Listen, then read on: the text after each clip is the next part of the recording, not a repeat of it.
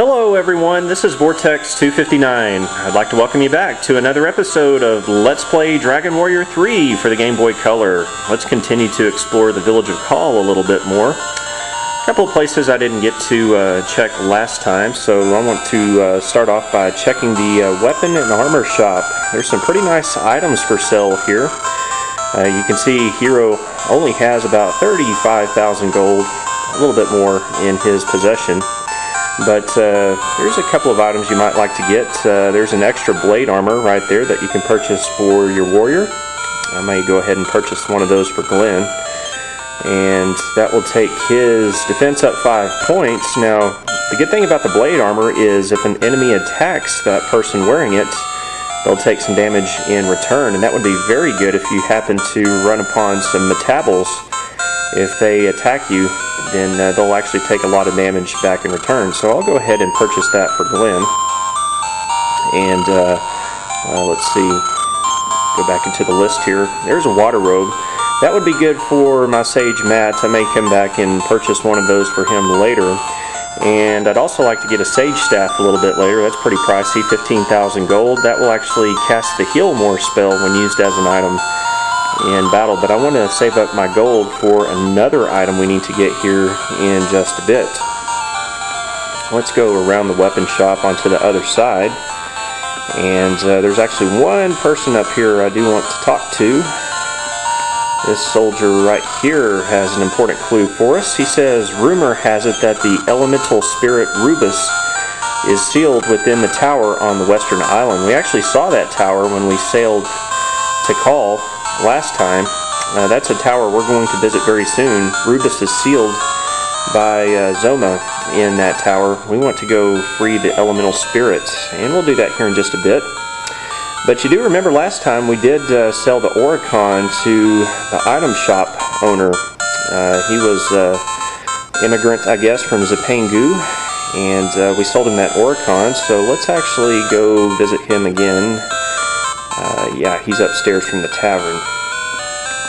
So let's go back upstairs here and find that when you talk to him, you have to actually exit the town, and then when you come back, you can actually purchase the King's Sword, which is one of the 3 treasures which were stolen from Tantagel Castle. It took the Demon Lord Zoma 3 years to destroy it, but another one has been made. What I'm going to do is sell off some of my old junk in my bag and get 35,000 gold back in my possession, and I'll go ahead and purchase it, so be right back.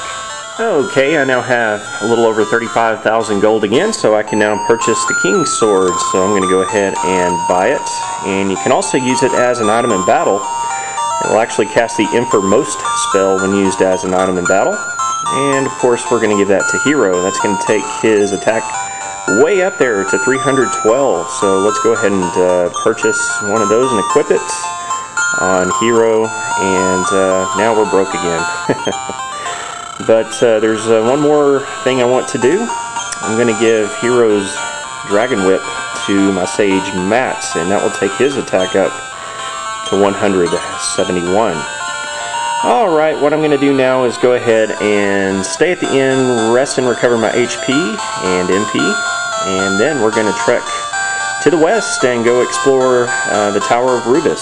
So I'll meet you outside on the field. Okay, here we are back on the overworld, standing outside of Kall. Let's go get on our ship and go find the Tower of Rubiss and see if we can free the elemental spirit from her curse that was placed upon her by Zoma. Our ship should be waiting just to the west here, so let's start heading that way.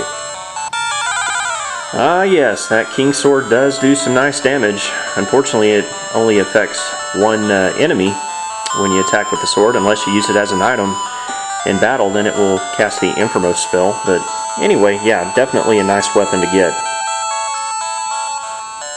Okay, here's our ship waiting for us here. It's actually in a different location than when I first came to Kall, because I cast a return spell and went and saved my game at Tantagel Castle. So this is the location of the ship when you cast return back to Kall. So let's sail to that tower. It's really close by. Well, fortune smiled upon me after that battle. Killed a Hologhost, and it dropped a token from a treasure chest. Yeah, the tower should be just to the north here. There it is. We didn't have to sail very far, did we? Okay, welcome to the Tower of Rubiss. This is going to be a challenging tower. Some pretty tough enemies inside here.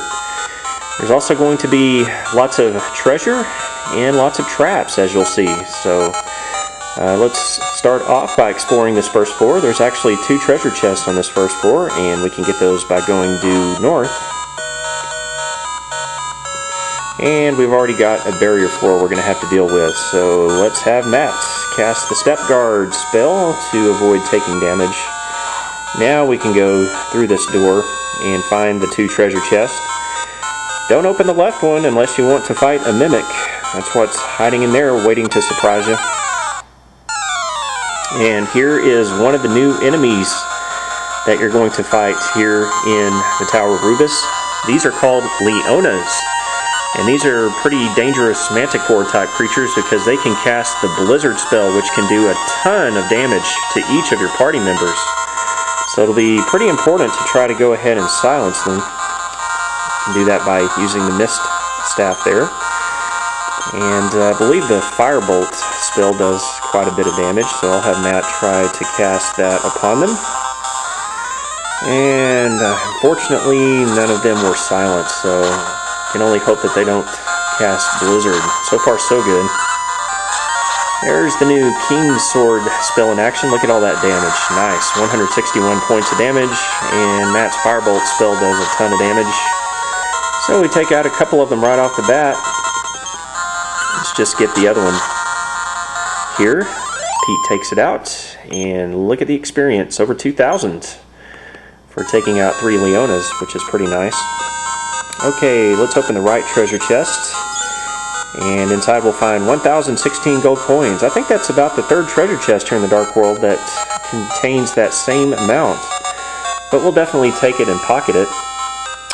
Alright, let's go find the staircase leading up to the 2nd floor, and it should be off to the west here. And then we'll turn to the south. And there it is. There's the staircase leading up to the 2nd floor.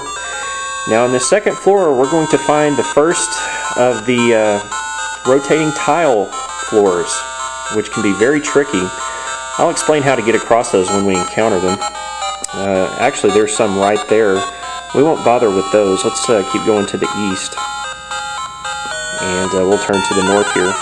And I got to fight 3 more Leonas in that battle, and one of them cast the Blizzard spell and did a lot of damage, so Pete had to use 18 magic points to cast the Healer spell on everyone. Okay, let's continue north, and we will actually turn to the west here.